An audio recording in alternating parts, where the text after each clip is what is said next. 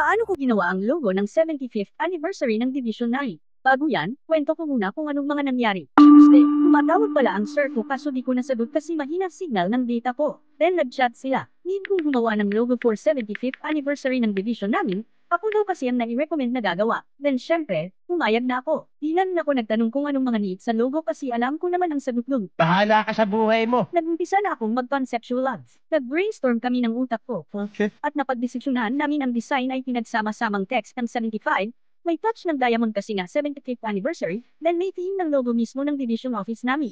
Nag-start na akong gumuhit, kunyari expert. Oo nga pala, in terms of logo designs, may 6 types of logos. Ispas ko lang sa'yo ng mabilis. Andyan ang abstract, mascot, wordmark, pictorial, emblem, then yung combination.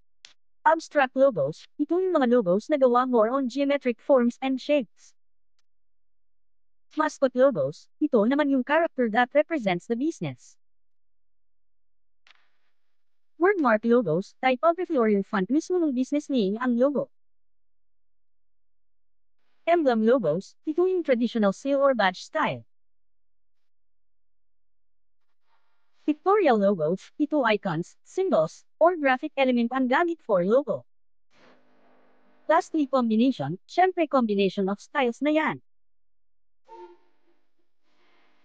At habang natuto ka sa mga shiner ko, tapos na akong mag-graph.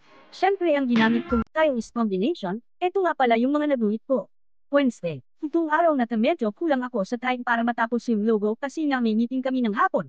Sinubukan kong i-digital gamit ang Adobe Illustrator na ang tagal ko nang di ginamit kaya nangangapa ako sa kung na natutuwa pa ako. Pero habang tumatagal, naglalag yung utak ko, hindi ko kasi ma-picture in short, di ako nagagandahan sa output ko, then sumasakit na rin ulo ko. Fast forward, natapos ko yun, before 1 PM na finalize ko na yung logo. Salamat at umabot ka hanggang dulo sa panunood ng kwento ko. Hope na gusto ko na like and ang YouTube. Kapag support